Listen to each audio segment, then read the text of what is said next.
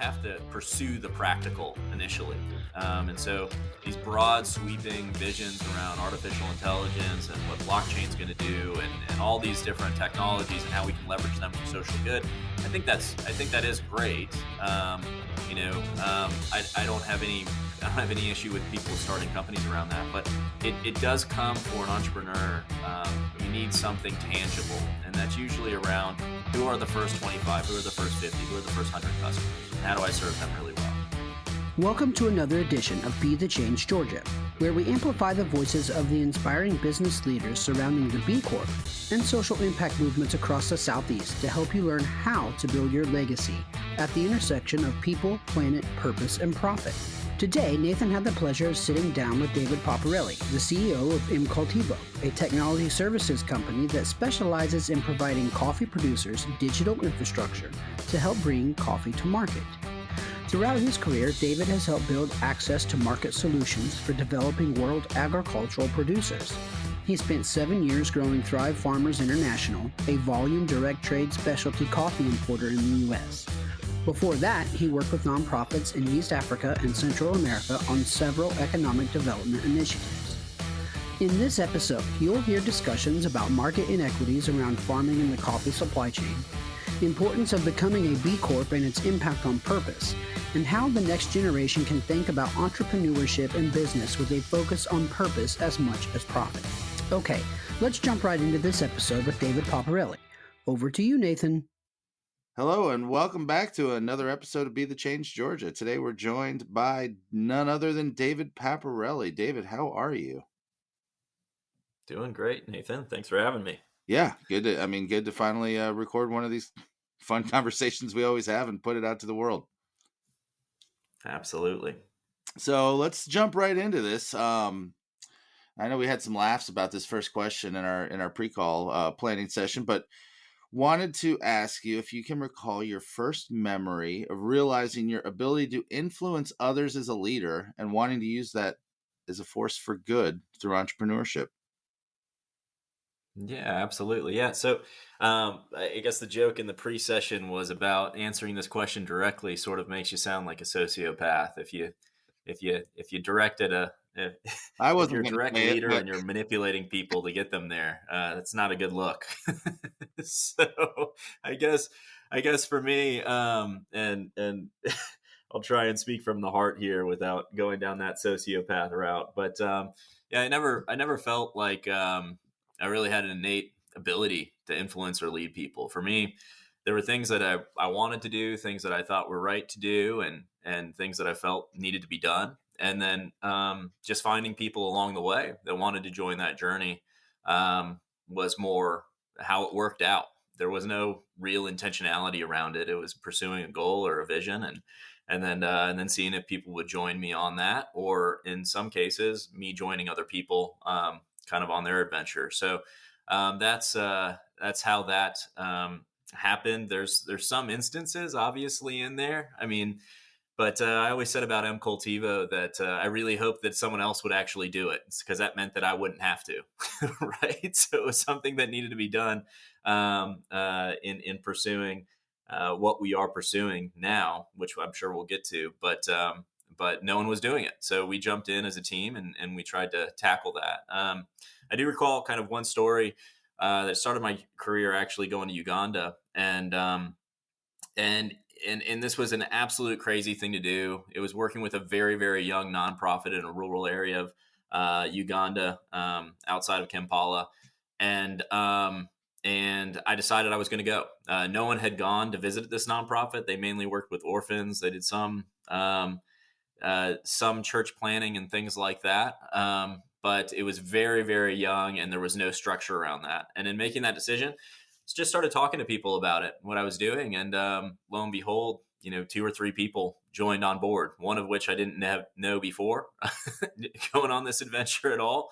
And they said, well, if you're doing it, I think this might be a good thing to do. And so we went down. Some stayed for a month and some stayed for several months. It was kind of a wild thing. But I think that's sort of how things have gone in these things I've pursued on my own, is start on the path, take the leap, and then hopefully others will follow. hopefully the right people will follow. So you can get the energy and the resources you need in order to get there. So that's how I would answer that. So I'd say you're more a mixture of like servant leadership and like Yvon Chouinard, the founder of Patagonia, kind of reluctant businessman, reluctant entrepreneur. I think so. I'm repping Yvonne hard right now. Yes.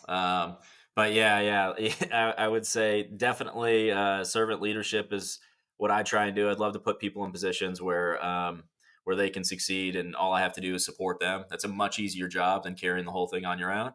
And then certainly reluctant businessman. I think you have to be crazy to be a social entrepreneur.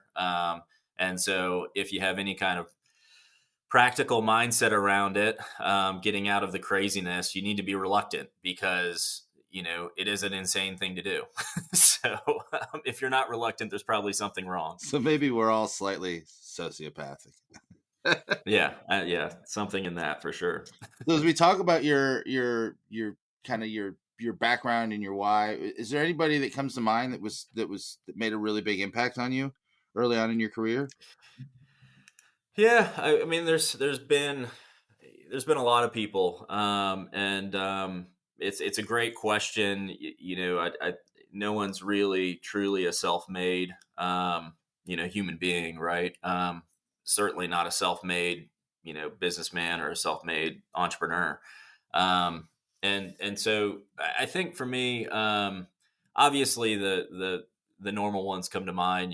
I'd feel bad if I didn't give a shout out to my parents who have been super supportive, and my mom has one of the biggest hearts of anyone I know, and I hope I've inherited some of that. And my dad's a super rational, practical business guy, and he's done that his whole career, and I've learned a lot from him and his loving approach to the deals that he gets into and the people that he works with. And obviously my wife is an incredible partner in life and business, and you can't be an entrepreneur if you don't have a supportive wife and family. It's really, really difficult to walk that path without with a battle at home and a battle at work. So she's been incredible through this whole thing. I would say two people outside of that, though. Melanie Robb is a co-founder of M-Cultivo, and she's been on since the beginning. And having a co-founder and having that sort of support, and someone who has such a focus on impact and the scalability of impact as she does,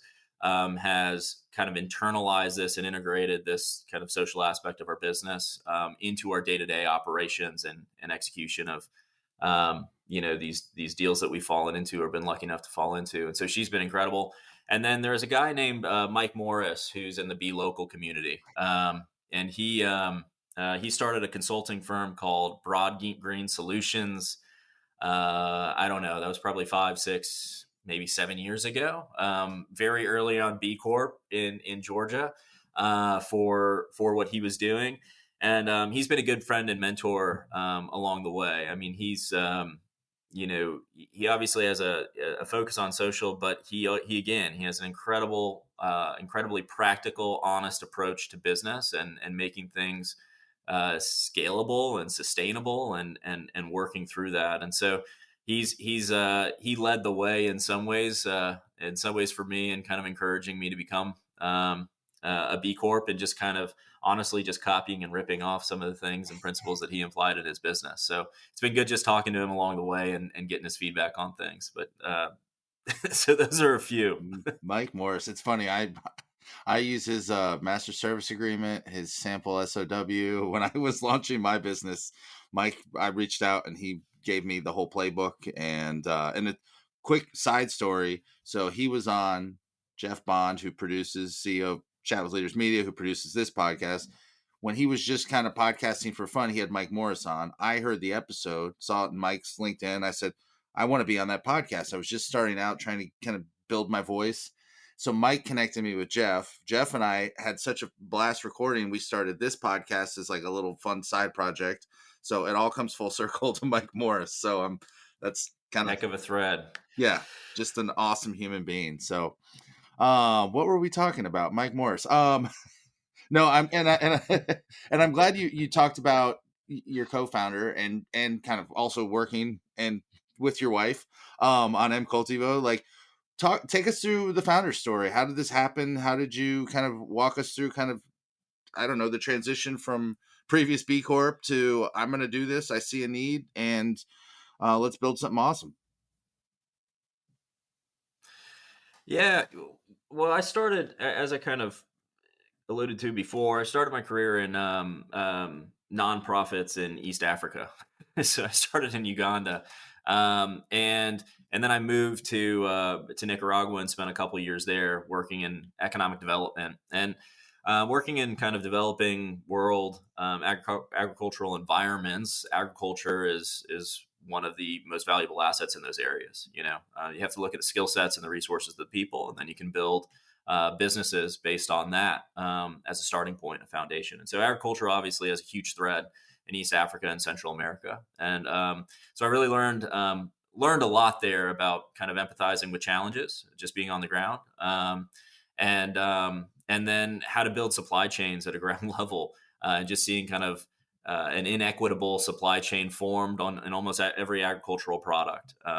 Right? Because the goal in most of these supply chains is to buy low and sell high, right? And so the person at the bottom of the chain is bought at the lowest, which is not good because it's incredibly expensive, time consuming, labor intensive to grow things that we consume, right? And so I started there and started looking at other options or other opportunities, and kind of stumbled into coffee with a company called Thrive Farmers. And so I worked with them for 7 years, and the goal there was to build out these direct trade supply chains, but really at scale, at volume. So the coffee that you'd get from kind of your local coffee shop that's got a great story and a great face to it, and high quality.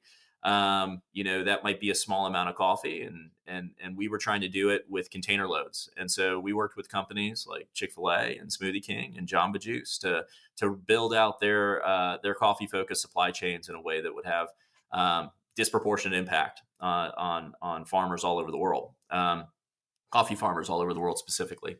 So from there, I had the opportunity to go to London and get an executive master's. And my goal in doing that was I felt that there was something, I'd been in and around social business, my entire career without probably even calling it kind of social business or social entrepreneurship. It just was what we were doing, right? And I felt that there was something more to that. And so I wanted to take a step back and study exactly what was going on in these different areas. Is there something to the social business, social entrepreneurship route, or is it essentially just business and people are just doing more of the right thing, right? And so I went to London School of Economics in a program there, and got my executive master's in that social business focus, and that's where we took on the initial project of what became M-Cultivo, and it was something really simple to begin with, right? I had a network in coffee. Melanie had a heart and a knowledge around building startups and integrating impact initiatives. And we conducted 100 or so interviews with stakeholders in the coffee supply chain, just trying to identify what the problems were. We didn't come with a solution. We came with just a bunch of probably stupid questions, right? And that's where we started. And so from there, after those 100 or so interviews, we realized that there was this huge gap, first and foremost, of something that should be relatively inexpensive, which is information. People at the top of the supply chain had a ton of information, and they used that to leverage in negotiations, and people at the bottom had very little, and there was kind of this gray area and obscurity in between. And so we said, well, what the heck? Is there anything we could do about this? We don't know if we can make money on it, but what if we just started sending out SMS text messages to coffee farmers with, pertinent price information and things like that? I don't know if that could be a business or not, but it started as something as simple as that. And so that's where we launched and evolved from there. Wow. I didn't even know that whole backstory. That was fun. I remember when you called me and said you're starting something and you want it to be a B Corp, but I didn't know that it started basically as a grad school project. So that's awesome. And you touched on It did. inequities and some of how that lack of information leads to these, inequitable outcomes for the farmers, the people really doing the majority of the work. What do you wish people understood about those inequities, and especially around the coffee supply chain? Yeah, I think so. For us, and the more we've learned about coffee farmers, their situation, and then other stakeholders in the supply chain, I think a good starting point for people is just understanding or having some level of understanding of how much work goes into putting food, food, beverages. I mean, in this instance, coffee on your kitchen table, right? I mean, this stuff is coffee at its core is it's grown on a tree in a country far, far away from most of us, right? So it's grown in places like Central America and South America and East Africa and Indonesia, and it's grown by millions and millions of people. And that coffee has to be picked as a fruit off of a tree, and then it has to be processed, and the seed actually is what gets exported. The pulp gets exported. Sorry, the seed gets exported, and then it gets roasted, basically turned brown, and that's what ends up in a coffee bag that you grind and then you brew. Right.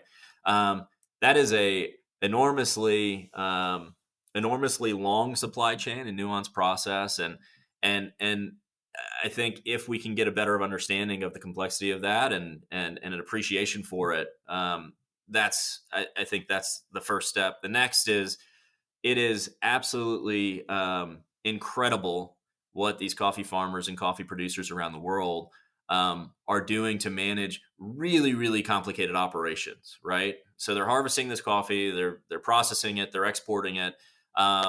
They need capital, they need logistic support, they need technology support, they need all these things to compete in this globally competitive business, right? Which frankly it is. And right now, many of them have lack of access to capital. They don't have competitive banking rates. I mean, we're talking about rates that are anywhere between 15 to 30% annualized. They operate on pen and paper systems. So they're processing, in some instances, we work with a producer in Burundi that's processing over 100,000 transactions on pen and paper on an annual basis, which is just untenable. They don't have so lack of access to technology in that. And then because of the distance and the length of the supply chain, there's always these barriers to entry in these markets. So how do you even sell the coffee? How do you meet the buyers? They live in other countries. They speak different languages. They're in different cultures.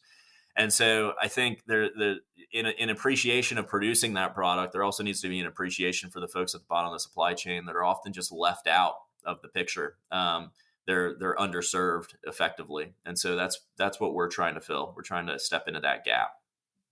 And what if I was to take a look, like I'm in your office, you've got the whiteboard, you and Melanie are sitting around the conference table. What opportunities are there? What challenges are there? Like, how do you measure success over the next couple of years? I mean, our focus is fairly simple at this point. We're looking to build a community of producers that we can partner with to strengthen their businesses. So really bring them into this globally competitive environment, make them realize the information they need. But we do that in a few ways. We deploy technology, we deploy capital to help them access new markets. And that's our primary initiative. And so when I look out, the next few years, what I would like to see from us is that we have 100 strong coffee producing partnerships that represents roughly 100,000 farmers that are bringing coffee and aggregating coffee around those partnerships. And so, that brings it into a tangible element for us where we don't need, 1 million coffee partners. We need 100 coffee producers that are aggregating coffee fruit and exporting it. And if we partner with them and we do well in serving them with our technology products, serving them with new access to capital, and then bringing them into new buying networks, we believe that we can, raise the, we can impact and change the entire coffee industry for the better.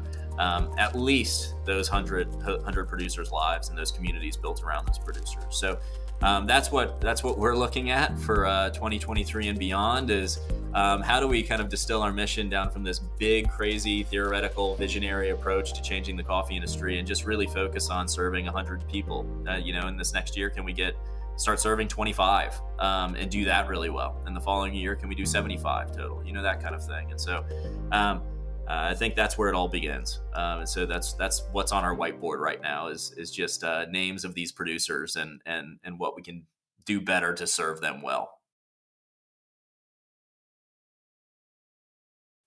That's fantastic. And I love the approach of, we talk about, especially in the B Corp movement, we talk about progress.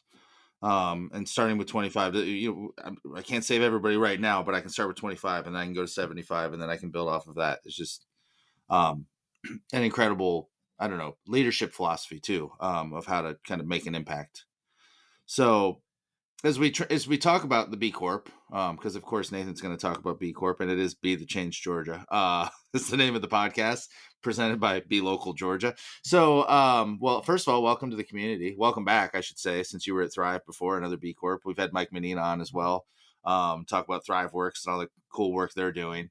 What was it about, when you started, and again, full disclosure, you called me early on, and I think I had just launched my business, maybe like it was pretty early. I don't even know if I had launched yet. And you guys were like, you and Amanda called and said, hey, we're going to do this thing and we want to be a B Corp and let's get started. And how do we do this? And what was it like? What drove you? I mean, most people, because it's most people go, well, I'm early on in my entrepreneurship stage and my journey, and like, hey, this is too much, and I'll let me get some revenue coming in. I'll do that later. But you guys, from the onset, before you had revenue, before you really even had proof of concept, you were determined to get B Corp certification as well, and to start building that into the foundation of the business. So walk us through kind of that decision, outside of your, well, or maybe including your previous experience, and why that mattered. Yeah, we were certainly overly optimistic that our model was the perfect model, right? But open to iterate. So why not get B Corp right out of the gate? And I'm glad we did, honestly. And reflecting on kind of your first question, got to apologize because obviously Nathan was the biggest influence on our entrepreneurial journey to get to this point. But no, you honestly helped us a lot in that area. I think I knew it was going to be a lengthy process. I also knew that it was going to be easier to do at the outset of the business and kind of 5 to 10 years down the road. Part of that came from the experience at Thrive and being a B Corp there, and just knowing kind of the foundational documents you need in place. And if you have a bunch of shareholders and a bunch of investors and a bunch of other team members on board, it just, as more people join you in your mission, it becomes more and more difficult to make clean decisions, right? And so we wanted to do it from the outset. It did take a long time, so I'm glad we did. I think it took us 2 years total, because there are so many companies applying to B Corp that they're overwhelmed with the process. So we'd get our paperwork in, we'd wait for a little bit, we'd get more paperwork in, and kind of keep that process going.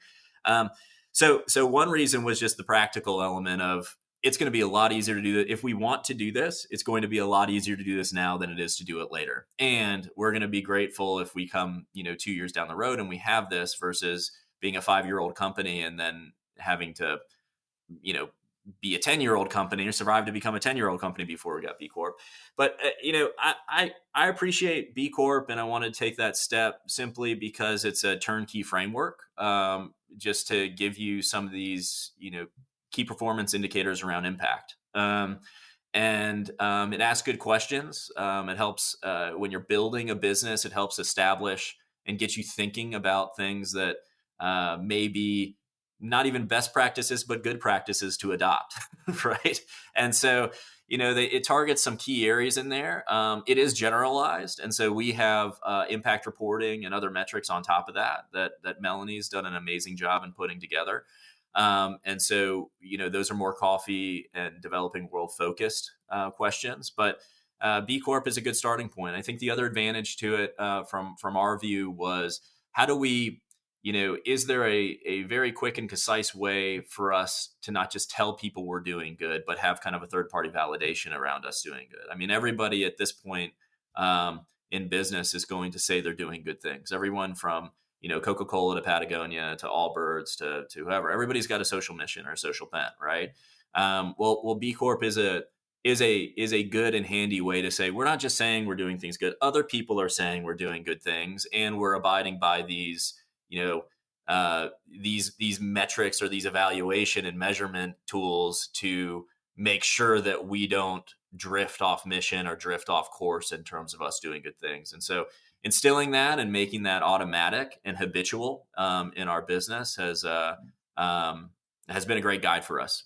Just as I said, a very easy turnkey solution to the very hard problem of measuring and reporting on impact. I love that you said that too. The piece almost breaking through where everybody has a commitment to everything now, and it's gotten to the point where it's hard to trust any statement without anything behind it. I don't know if it's the marketing team putting lipstick on a pig or you really are changing the world. It's that certification, and again, it in a weird way, it shouldn't be necessary, but it's becoming a way to kind of say like, okay, I don't even have to think. I don't have to like read through your annual impact report. I see the B Corp logo. I get it. Which is why there's like a 2-year queue to get through the certification process. Yes. So is everything you just touched on,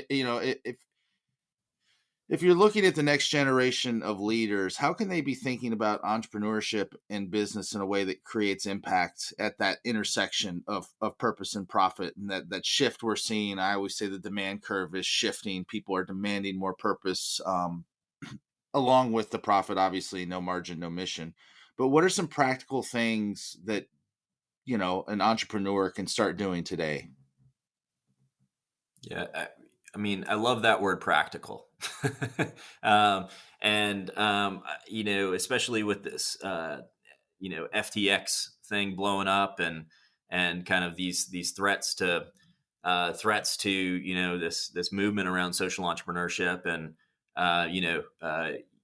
with a lot of these corporate companies, we had these ideas of greenwashing, right? And that was fairly prevalent of how, okay, this is, recognized by most people, I would say, as greenwashing, but we'll let them do it because they seem like good things. But now it's kind of that toxicity seems to be seeping its way into social entrepreneurs and social startups, right? Where it's not greenwashing at that point. It's more classified almost as a pyramid scheme or as a con man. And we desperately need to avoid that. And I think one way to do that is you have to pursue the practical initially. And so these broad sweeping visions around artificial intelligence and what blockchain is going to do and all these different technologies and how we can leverage them for social good. I think that is great. I don't have any issue with people starting companies around that, but it does come for an entrepreneur. You need something tangible, and that's usually around who are the first 25, who are the first 50, who are the first 100 customers, and how do I serve them really well? And how do I make the right decisions around my business so while I'm serving them, I'm not having a negative impact? That's a good place to start. Is maybe, in your business model canvas, look at what are the consequences of this actions and think through that. and so at the very least, you're at a net neutral. You're not having negative impact. Maybe you're not having positive impact, and then work from there. Because if you're serving people and you're able to have a viable business, which is a borderline miracle in itself, you can strive for the positive impact in that. So I would start there with a hyper practical approach. So what's the problem you're solving? Who are the customers you're serving? And try and keep it from being, we're going to go serve 12.5 million coffee farmers right out of the gate, because that's not ultimately where we've found impact as M-Cultivo, or where I've found impact. I've found impact in the specific relationships I have, right? The relationship I have with Nathan, the relationships we have with our producing partners that we work with, and just working through those relationships, working with them well, and making good decisions on a daily basis that, honestly, doesn't screw them or do something shisty or create a pyramid scheme or, all these things that we could be tempted to do as entrepreneurs. So I would start there on the practical bit. And then I think, the advice I generally give people who are thinking about starting something is fairly simple. You just have to start. I mean, it's really about just, there's especially for me, there's this tendency to think through all the hypothetical situations, all the scenarios, and kind of spin the vision out of control and make it this really macro thing and get into the theory of it. And then you get to the end of the day and you beat up the idea and you never did anything. Well, the reality is most of your learnings are going to come along the way. You're not going to be able to kind of game the whole thing out or plan the whole business out 5 years down the road. I mean, 5-year visions still exist for people, and it might be a good exercise, but really the practicality comes on what am I going to do the next 6 months, what I'm going to do the next 2 years, maybe. But more importantly, as an entrepreneur, it becomes what's going to kill me today. So what's going to destroy my business today? And you'll never get to that question if you don't just start working. Other people will come along. If it's a good idea and it's working, other resources will come along and crowd in. If it's a good idea and it's working, and you're going to learn a lot. And that should be the expectation, is just to learn as much as you possibly can while you get things moving. Yeah, no, perfectly said. Don't let perfection be the enemy of progress. Just start. Absolutely. So, and I love that I just dispelled the myth too. So like, you're a social enterprise out to change the lives of these farmers, and you're still a for-profit business. You're just going to take care of your stakeholders, including your customers and the people you serve. I love that. Brilliant. Novel concept. It is crazy. It is crazy. It's good to see a lot more people adopting it. Yeah, no. And I was so thrilled when you guys finally got certified, just to come full circle all the way from first meeting you when you were at Thrive to seeing you move across the ocean away from us, and then come back and say, I'm starting this cool thing and I've got this idea, and then to see it actually take off and get certified and get customers and come to life has been it's been fun to watch your journey. So I appreciate you coming on and sharing it with us. Yeah, no, I'm happy to do it. And yeah, thank you so much for having me. It's always good just to have an excuse to catch up with you. And David, real quick, if people wanted to follow you, where might they find you on the interwebs? Yeah, so the company's name is M-Cultivo. So that's mcultivo.coffee would be our Instagram, mcultivo.com, our website. You can find us on LinkedIn. If you're a coffee roaster or coffee buyer, you can go to mcultivo.com and participate in our auctions. We do live auctions regularly for purchasing green coffee. And if you're a coffee producer, feel free to reach out to us via our website. All the information's on our contact page. And if you're just an entrepreneur and want to chit chat about some of the things we've had today, I'm happy to always have conversations and meet new people. So feel free to reach out. And you're on LinkedIn? I am on LinkedIn. I'm on everything. Unfortunately, I don't want to be on everything, but I am on everything. So it's a part of it. Just quit Facebook, run away. It's okay. Yeah, that's it. So David Paparelli, I'm sure I'll be in the title. There's not many Paparellis out there, so I'll come up quick. Yeah. Awesome. And we'll put all these links in the show notes too, so you can find them all. So appreciate it, David. Well, thanks again, and look forward to following your journey. Well, that wraps up another edition of Be the Change Georgia. We're grateful, as always, for the opportunity to serve you with this content and grow this incredible community of purpose-driven B Corp leaders. If you haven't already, we would be grateful for you to rate this show wherever you get your podcasts by simply tapping the number of stars you think it deserves and sharing it with a friend. This helps us get the word out and continue to use our collective influence as a force for good. This podcast wouldn't be possible without the help from our production team at Chat with Leaders Media. Learn how you can launch your own podcast to grow your business at chatwithleaders.com. Thanks again for listening, and now go be a leader worth following.